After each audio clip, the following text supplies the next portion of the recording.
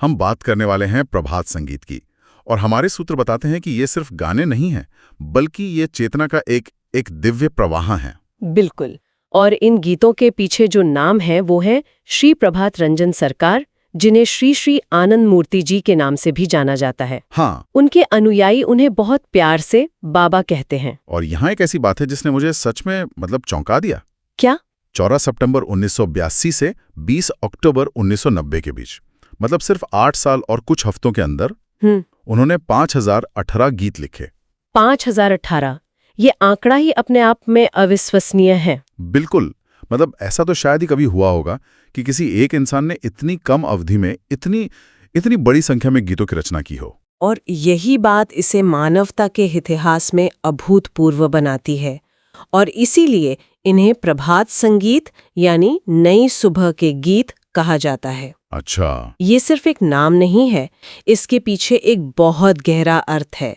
ये गीत प्रेम, सद्भाव और आत्म साक्षात्कार के प्रकाश से मानवता के रास्ते को रोशन करने का एक प्रयास है। हमारे सूत्रों में कुछ बहुत ही सुंदर वाक्यांश हैं जो इनके सार को पकड़ते हैं, जैसे संगीत ध्यान के रूप में, लय में दर्शन, और मेरा पसंदीदा प्रेम जिसे सुना जा सके। प्रेम जिसे सुना जा सके, वाह!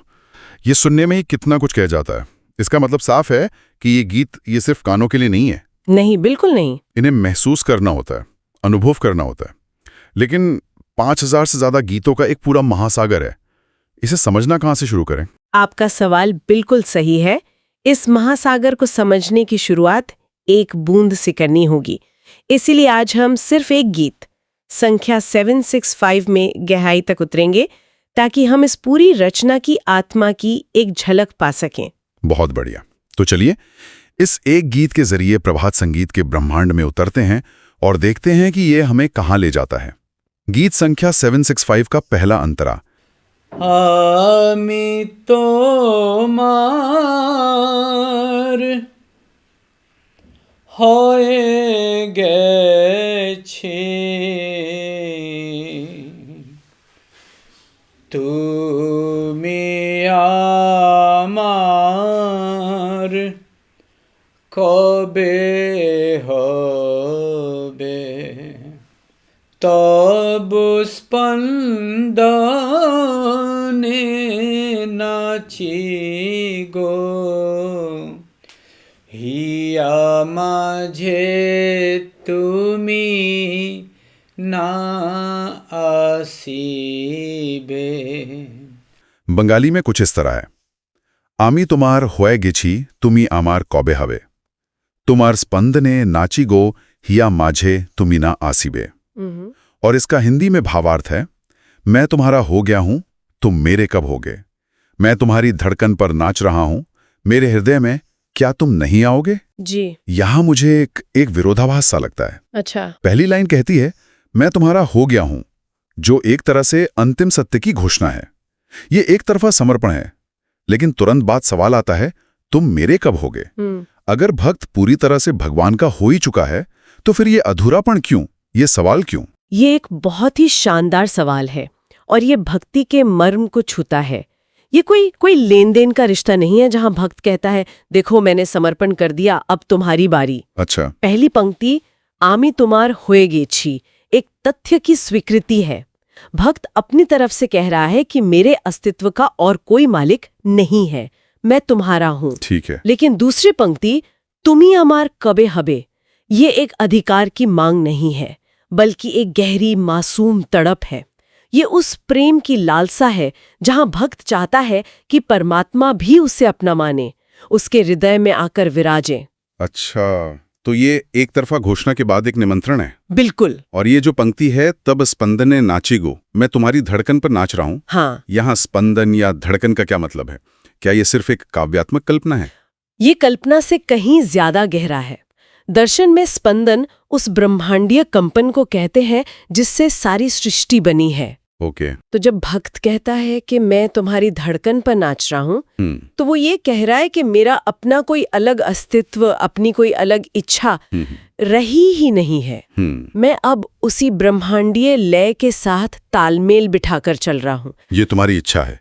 ये शरीर का नृत्य नहीं है, ये आत्मा का नृत्य है। सही कहा, ये आत्मा का नृत्य है। और इसीलिए वो आखिर में कहता है, हिया माझे तुम्ही नासिबे, मेरे हृदय में क्या तुम नहीं आओगे? जी, मतलब मैं तो तुम्हारे साथ नाच रहा हूं, अब तुम मेरे भीतर आकर इस मिलन को पूरा कर दो। वाह, पहले अंतरे में ही समर्पण, तड़प और एक गहरे आध्यात्मिक नृत्य की पूरी कहानी है। बिल्कुल। ये भक्त और भगवान के बीच उस अंतरंग संवाद की नींव रखता है जो इस पूरे गीत का आधार है। तो पहले अंतरे में भक्त और भगवान का एक बहुत ही निजी, बहुत ही व्यक्तिगत संवाद है, लेकिन इसके ठीक बाद गीत का कैनवास अचानक बहुत बड़ा हो जाता है ना? हाँ, और यही प्रभात संगीत की खासियत है।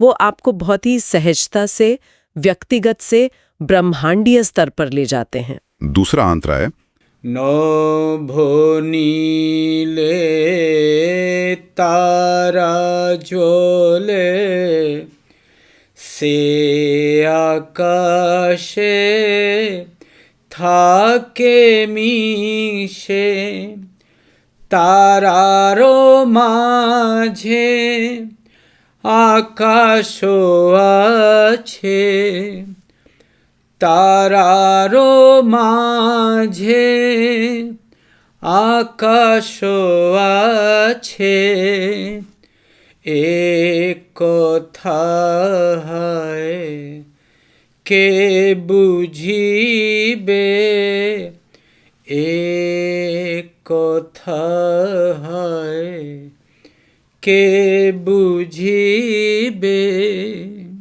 इसका अर्थ है, नीले आकाश पर तारे चमकते हैं, उस आकाश के साथ वे जुड़े हुए हैं। तारों के बीच भी आकाश है, अफसोस इस सत्य को कौन समझेगा?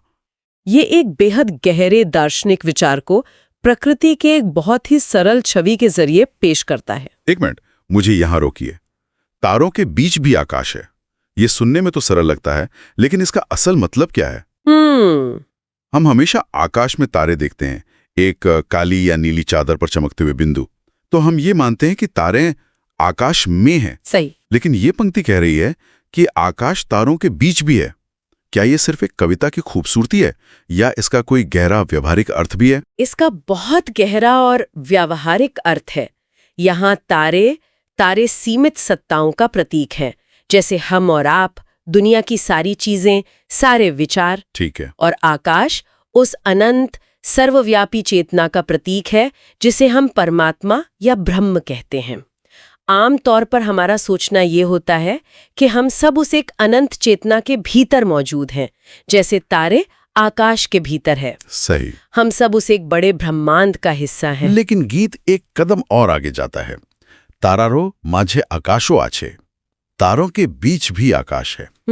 इसका मतलब है कि वो अनंत चेतना सिर्फ हमारे चारों ओर एक पृष्ठभूमि की तरह नहीं है, वो हमारे भीतर भी है, और दो तारों के बीच की खाली जगह में भी वही चेतना मौजूद है। अच्छा, ये विविधता में एकता देखने की बात है। वो परम सत्य सिर्फ दूर कहीं आकाश में नहीं है, बल्कि यहीं, अभी, हर कण में, हर रिश्ते में, हर खाली जगह में मौजूद है। अच्छा, तो इसका मतलब ये हुआ कि हम जो चीजों के बीच का खालीपन या दूरी समझते हैं, वो असल में खाली नहीं है। जी नहीं, बल्कि वही चेतना है जो सब कुछ जोड़ रही है।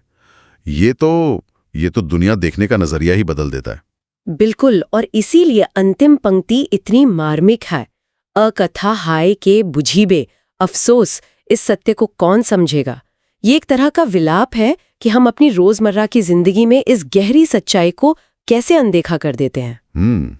हम तारों को गिनने में, उनकी चमक देखने में, उनकी दूरी नापने में इतने व्यस्त हो जाते हैं कि हम उस आकाश को भूल जाते हैं जो उन सब को एक साथ थामे हुए है और उनके भीतर भी मौजूद है। ये सिर्फ विलाप नहीं, एक चुनौती भी लगती है। हाँ, ये भी कह सकते हैं। यह हमें रुककर सोचने पर मजबूर करती है कि हम क्या देख रहे हैं, सिर्फ अलग अलग चीजें या उन्हें जोड़ने वाली एकता।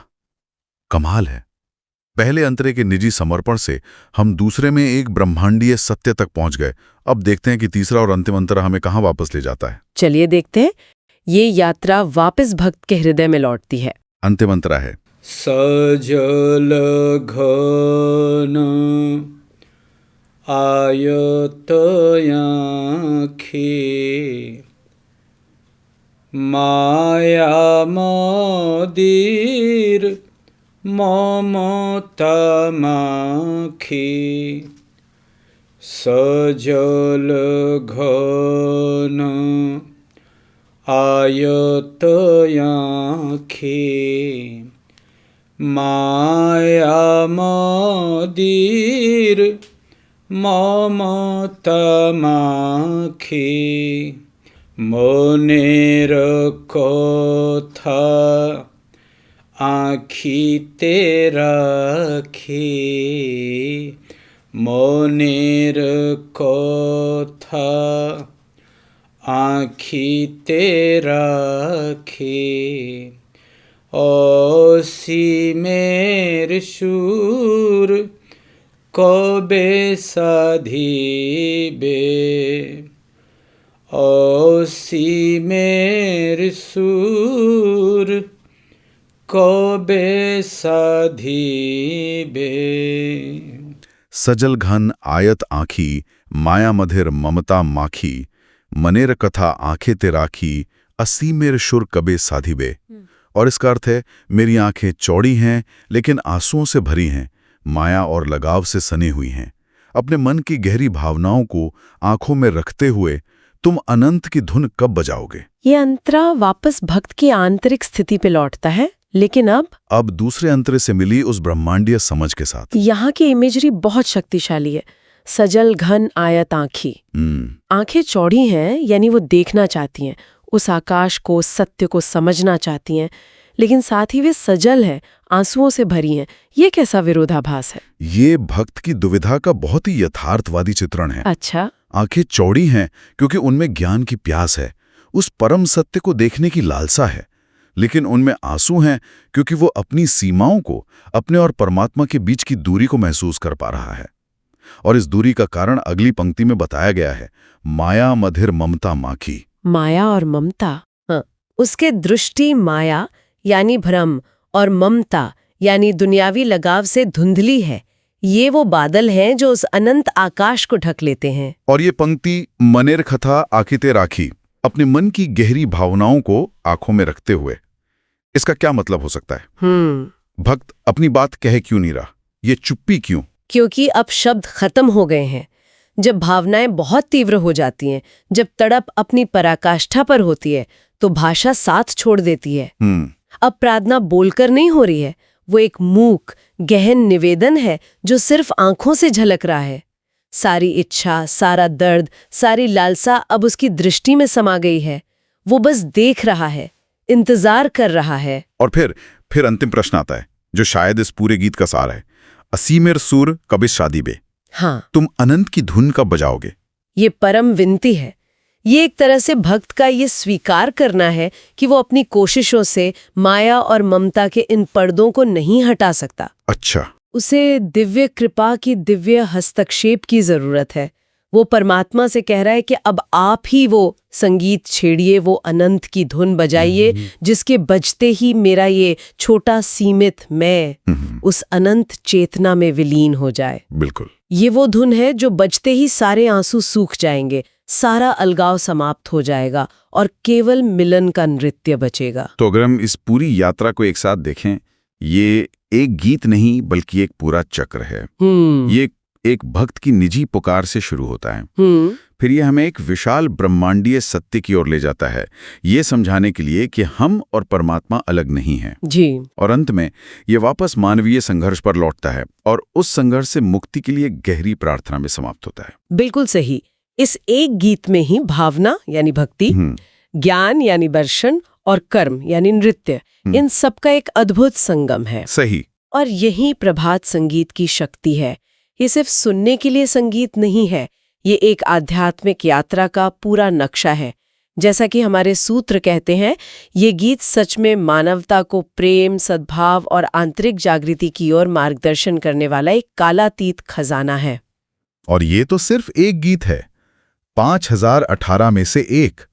ये सोचना ही अविश्वसनीय है कि इस खजाने में और कितनी गहराई होगी। हर गीत एक नया आयाम खोलता है।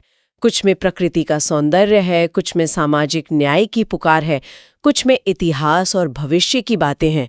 ये एक संपूर्ण दर्शन है जिसे संगीत में ढाला गया है। तो जैसा कि हम इस चर्चा को समाप्त कर रहे हैं, श्रोताओं के लिए एक विचार छोड़ना चाहेंगे।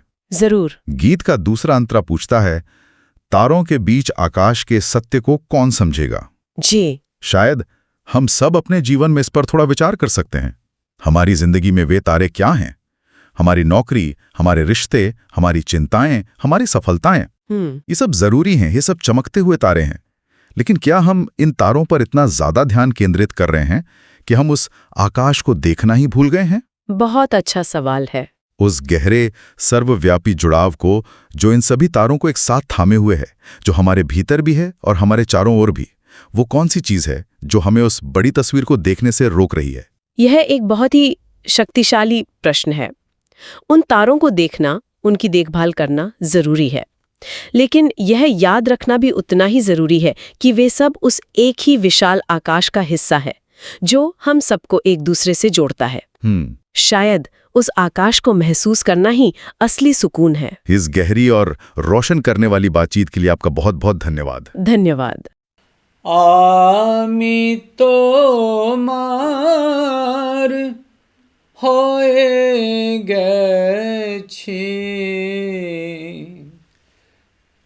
তুমি আমার কবে হবে।